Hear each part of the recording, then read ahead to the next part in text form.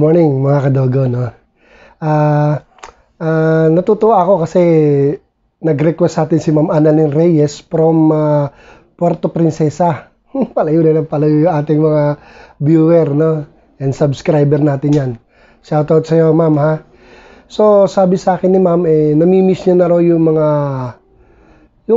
knowledgeable facts about dogs. Dapat daw mag-vlog uli ako ng mga ganon dahil marami raw siyang natututunan at hindi lang naman daw siya. So, ito po, ang isa po to sa importanteng topic na i-discuss natin. Actually, tatlo po to, no? Yung paano mo malalaman kung may rabies ba yung aso mo or aso. Yung pangalawa, paano mo malalaman kung may rabies ka na, ikaw na nakagat, no? At yung pangatlo, paano ba may iwasan na rabies? So, mga kadogo, ang itatakil up natin yun, or i-discuss lang muna natin, yung paano mo malalaman kung may rabies ang isang aso.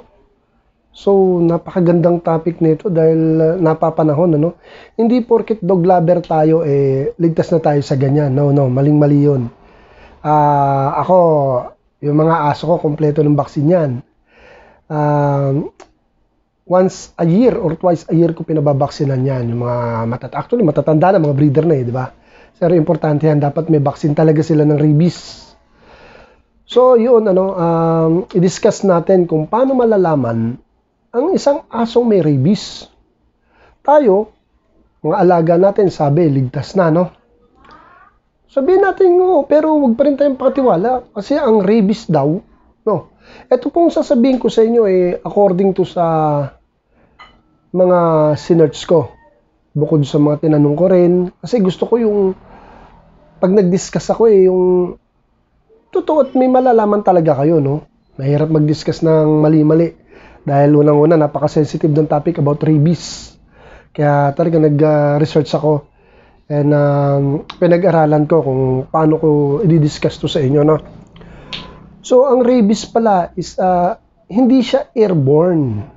So, disease siya na transferable through bites. Ngayon, yung bites na yan, kung infected or may virus ng rabies ang aso, yun. Mahirap na yung ganun, ano? So, transferable ng rabies through bites. Yung infected saliva. And ang ina-atake nito yung mga nervous system. Mostly yung brain. So, ang sign ng may rabies na aso, mga kadogo, ito. So, ang dinidiscuss po natin yung asong may rabies, kung paano, ano ang sign ng aso may rabies, hindi po yung klase ng rabies, So, ano ang sign na ang aso ay may rabies? Dalawang klase po pala yan, yung asong may rabies. Una po yung furious, yung pangalawa is dumb. Okay? Doon po muna tayo sa unang sign na aso may rabies na furious type. Okay? Yung furious type kasi, mga kadogo, manonotice natin yung aso, alaga man natin, or mostly yung mga nasa labas, no po. Hindi, wala pong discrimination to, no? Kasi talagang ang prone ay yung mga pag-alagala na aso sa labas.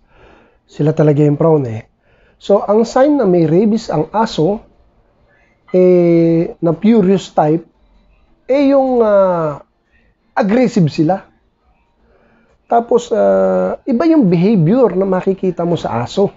Okay? Basta kakaiba siya. So, para siyang ilang.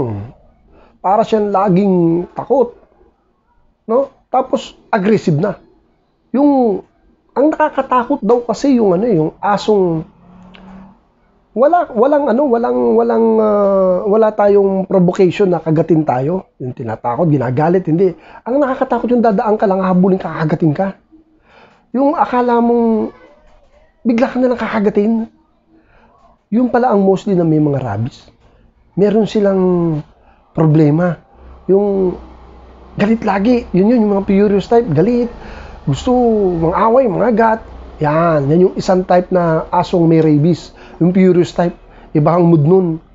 Gusto niya talaga mga gat. Galit. So, kung tititigan daw natin ang mga asong may rabies, mga kadogo, sa mata makikita natin yung pupil niya is malaki.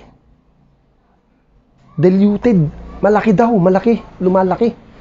Tsaka makikita natin, iba yung approach, iba yung galaw. Okay? Ngayon, yung isa namang type ng asong may rabies, yun yung mas nakakatakot daw. Yung downed type na may rabies ang aso. Kasi kaya nasabi nakakatakot. Pareho lang naman rabies yan no? Mga kadogo. Kaya lang mas nakakatakot kasi tahimik. Hindi ka gaya ni Baso, pag napada ka, tatawag, gusto talaga lapain. So, tapos naglalaway, no? Naglalaway. So, yun yung furious type. Etong tahimik, nasa sulok, nananihimik, yung para siyang nag-oobserba lang.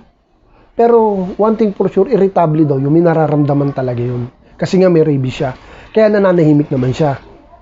Ang problema sa nananahimik niyo, kala mo mabait, hawakan mo, bigla kang sasagpangin.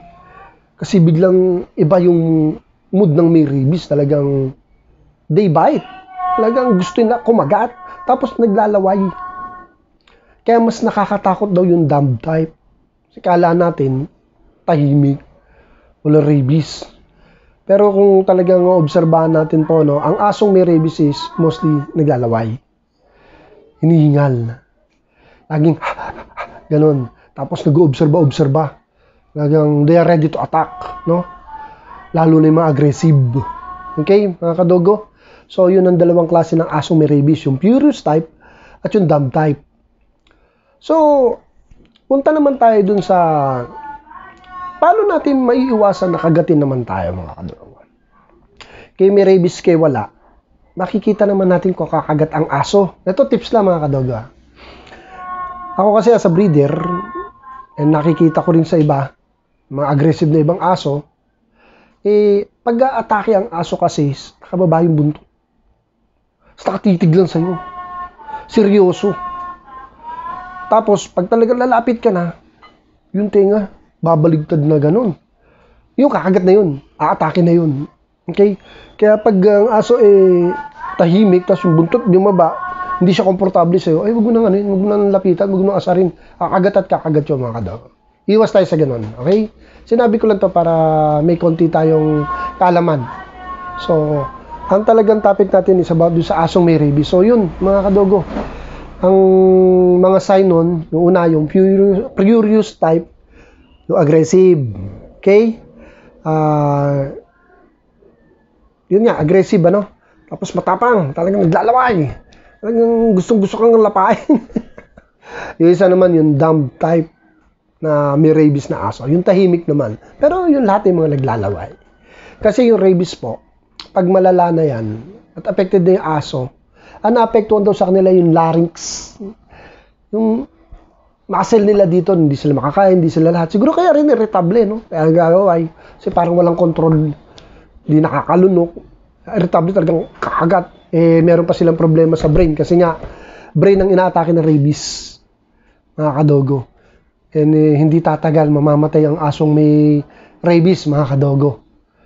Kaya, ingat-ingat tayo. Obserba din tayo kahit sa alaga pa natin. Di po ba? Mahirap din po kasi. And yung isa pa, ang rabies ay nakukuha daw ng sariling aso or aso sa mga laway din or kagat din ng ngayon napag-aralan daw bat sa daga, mga kadogo. Huwag nating ugaliing pumatay ng daga ang aso. Kasi may rabies ang daga, mamaya makagat sila. Mostly kakagat yan talaga. Kakagat yan daga. Pag mamamatay na at nakagat siya, kakagat yan. Pag may rabies, magkaka-rabies ng aso. Diba, sabi ko sa inyo, ang rabies nakukuha sa bite, hindi airborne. So, sa daga, sa monkey, sa mga raccoon, sa mga ganun. Pero dito sa atin, common, yung daga. Wag natin kasi mahilig talagang manghuli at pumatay ng daga yung mga yan. So, iwasan natin po yun. Si carrier yan ng rabies po. So, mga kadogo, yun po ang unang discussion natin, yung paano malalaman or may chance na may rabies ang isang aso. Yun po yung furious type na may rabies ang aso at yung dumb type na may rabies na aso. Furious type, aggressive na talaga po. Ready to bite. Yung dumb type, tahimik pa, pero ready to bite. Lahat po yan naglalaway. Mga nauulol na sila. Ingat-ingat tayo sa rabies, mga kadogo. And alam naman natin kung saan, paano ma-avoid yan, di ba? Pa-inject po natin ng mga alaga natin ng anti-rabies. Mostly nga, every year, ang barangay, nagkakaroon ng programa about sa anti-rabies. So, pa-inject kayo kahit sa barangay. Ako, nagpa-inject ako sa barangay. Di po ba? Pareho lang naman po yung vaccination anti-rabies. So, mga kadogo, sana may natutunan kayo kahit paano po. And sa susunod na discussion natin, yung paano naman malalaman kung tayo ay infected din ng rabies, tao na po. Sa susunod, mga kadogo, have a nice day and God bless.